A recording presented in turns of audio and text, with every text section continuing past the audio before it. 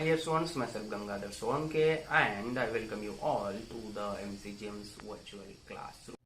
My dear students, today we are continuing with the topic exogenetic processes part 1, and in this topic we discussed about the mechanical weathering, and the mechanical weathering mainly occurs because of the following reasons, in that the temperature, frost, crystal growth, release of pressure and water. Now today we are going to talk about chemical weathering and biological weathering and the mass movements. So in this today we are now starting with the chemical weathering. So the question is, what is chemical weathering or what causes chemical weathering? As we know, water plays an important role in chemical weathering because water is a universal solvent and many things get dissolved easily in water. Rock is a mixture of many minerals, so the solubility increases because the matter has dissolved in water, and those materials which do not dissolve easily in water get dissolved in such solutions.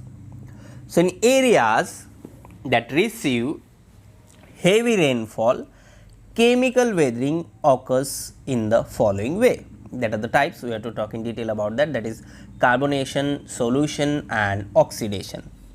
So, chemical weathering dissolve minerals that hold rock together, that is called hydrolysis, forms acids when mixed with gases in atmosphere, that is acid precipitation, and acid precipitation has a pH of less than 5.6. So, combines with minerals to make new mineral. In detail about, we will see now.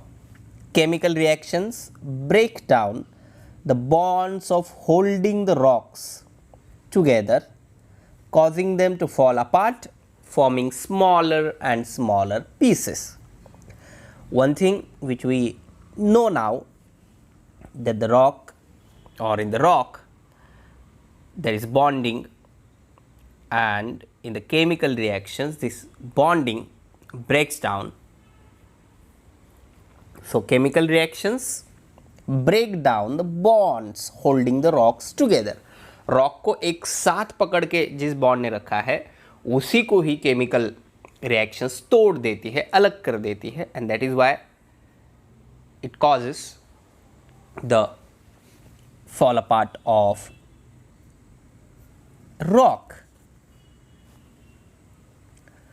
There are three types of chemical weathering: carbonation, solution and oxidation. So, in the carbonation, the rainwater travels through the atmosphere before reaching the ground, and carbon dioxide in the air gets mixed in the water in this process.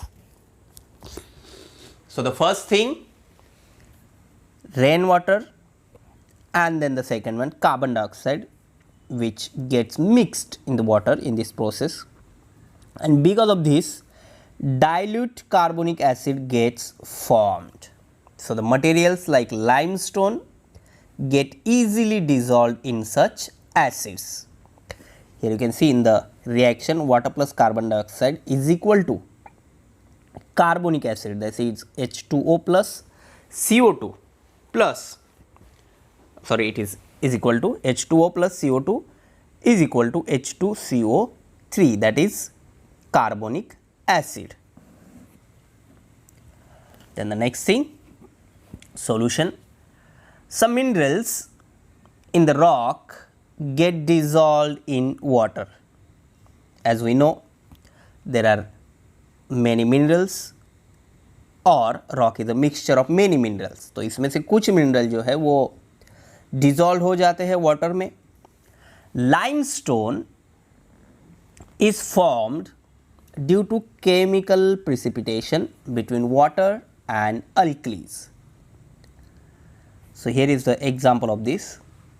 At Vadgaon Darya in Ahmednagar district, limestone gets precipitated chemically, which means that it undergoes chemical weathering again. So, because of solution, alkalis in the rock dissolve and make them brittle. Then the next one, oxidation. This process, oxidation, where in rocks which have iron present in them, अलग अलग minerals जो rock में होते हैं उसमें से जब ion उसमें रहेगा तो ये प्रोसेस होती है. The ion in the rock comes in contact with water and chemical reaction takes place between iron and oxygen, and because of this reddish colored layer forms on the rocks. This one you can see here, reddish color. This is called rust. When you kept nails in the wet cloth, you must have noticed a similar thing.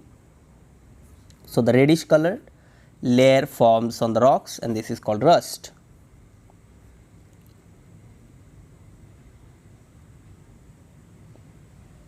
There are many more processes involved in chemical weathering besides the ones mentioned here in our textbook. It includes daily life examples in which moisturing of table salt, moisturing of table salt in rainy season and apple slices turning brown. ये तो आपने भी observe किया होगा, experience किया होगा कि जब हम एप्पल काटते हैं खाने के लिए और थोड़ी देर के लिए हम नहीं खाते या फिर धीरे धीरे खाते हैं तो वो रेड कलर में, ब्राउन कलर में टर्न हो जाते हैं. That is what is oxidation. And now the third type of chemical weathering, carbonation, solution and oxidation, and next to this biological weathering. Besides mechanical and chemical weathering, biological factors are also responsible for weathering of rocks, and here on the screen you can easily understand how it works. You also must have seen pieces of rocks getting separated because of the roots of the trees here. As the roots grow bigger, they create tension in the rocks and start breaking them. Here now again you can see. Ants make large ant hills, or rats, mice, rabbits and other worms, and insects make burrows in the ground. These animals are called burrowing animals, and because of their activity weathering of rock occurs. So, here you can see plants and animals. Biological weathering, when rocks are broken up or broken up by the actions of plants and animals. In plants, seeds may fall into cracks in rocks where shelter and moisture help them grow into small plants or trees, and as the tree grows, the roots develop and force the crack to widen. The rock eventually breaks up into lots of different pieces. And if we talk about the animals, burrowing animals such as rabbits, moles and even earthworms can help to break down rocks. Besides this, algae, moss and lichen, other flora etc. grow in the rocks, and they also help in weathering, as now you can see on the screen. Here it is, animals and mechanical or biological weathering. Animals that burrow in the ground break up soil and loosen rocks to be exposed to further weathering. This one here. Now, the next thing, because of the moss, algae, you can see how it causes weathering of rock. And now the mass movements, which also called mass wasting. The weathered rock materials start moving along the slopes due to gravity and accumulate near the foothills or the gentler slopes. This process has been happening for years, and the weathered particles form a conical heap at the foothills. So, when weathered particles move down due to gravity alone, the process is called mass movements.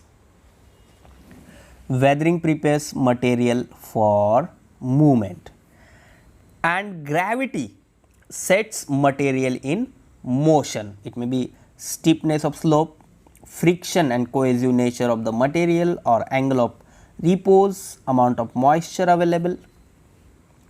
Characteristics of a particular mass movement depend on speed of movement and amount of water mixed with the material. So, it may be fall, slide, flow or creep. In detail if we go, mass movement is any down slope transfer. जैसे बारिश के मौसम में अगर हम किसी घाट से जाते हैं तो वहाँ पर ये हमें देखने को मिलता है, या फिर वहाँ पर साइन होता है या बोर्ड लगे हुए होते हैं कि ऐसा हो सकता है, be careful. So, mass movement is any down slope transfer through gravitational and generally water facilitated processes of near surface soil and rock material. Rates of mass movement range from very slow creep to nearly slope failure, that is rapid mass movements and slower mass movements. Here you can see rapid mass movements. In this, rock falls, landslides, land subsidence occur rapidly. The effects are very destructive. बहुत ज़्यादा नुकसान हो सकता है क्योंकि उसका speed ज़्यादा होता है और सडन लिए हो जाता है. The probability of these events is more in the regions having humid climates and steeper slopes. A thick layer of weathered material forms on the slope. When it rains in such areas, the rainwater penetrates the weathered materials and their weight increases, as here you can see.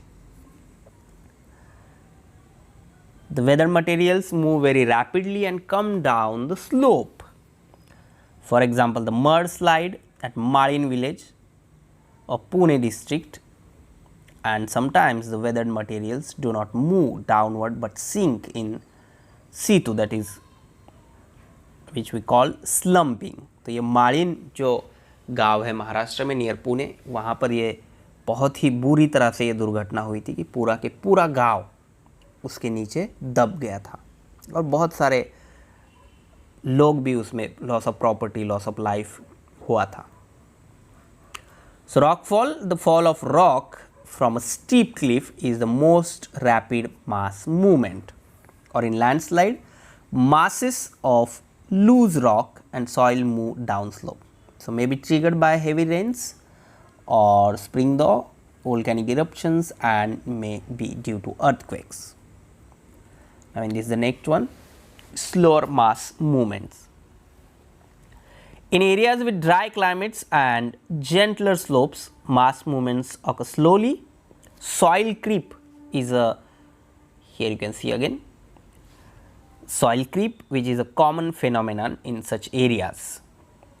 In periglacial regions along the slopes, small layers of soil accumulate because of the movements of the soil, and this is called solifluction. So, gradual downslope movement of soil or regolith, expansion or contraction, freezing or wetting, drying cycles play a key role in this process. So, slow, one cannot observe it in action. समझने में time लगता है या फिर उसको हम समझ भी नहीं सकते क्योंकि ये बहुत ही स्लो होता है. Enhanced by burrowing organisms, periods of prolonged rains or snow. So, this is all about the slower mass movements and rapid mass movements. For example, you can see here Subscribe the channel and press bell icon to get notifications. So my dear students, this is all for today. Thank you very much. Stay home, stay safe, take care.